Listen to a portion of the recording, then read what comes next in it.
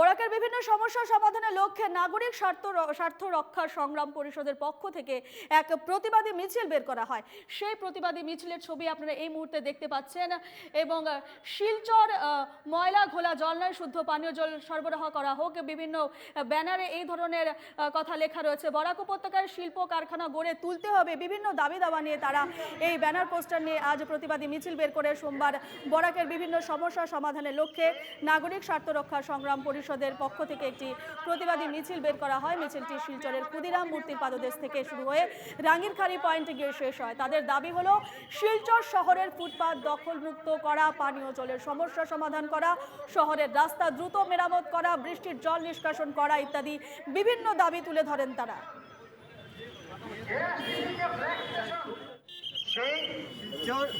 আমরা সমস্যা জর্জরিত, বরাক ভ্যালির লোকজন সমস্যা জর্জরিত।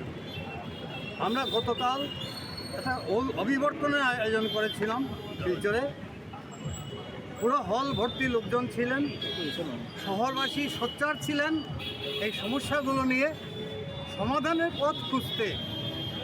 তাই এবং নাগরিক স্বার্থ রক্ষা সংগ্রাম পরিষদের আহ্বানে আজ একটা মিছিলের ডাক দেওয়া হয়েছে। এখানে মিছিলটা ক্ষুদিরাম বসুর মূর্তির এখান থেকে শুরু হয়ে রাঙ্গিরখাড়ি অবধি যাবে। মিছিলে আমরা শহরবাসীকে সচেতন করতে চাই, আমরা জানাতে চাই আমাদের সমস্যাগুলো সম্পর্কে।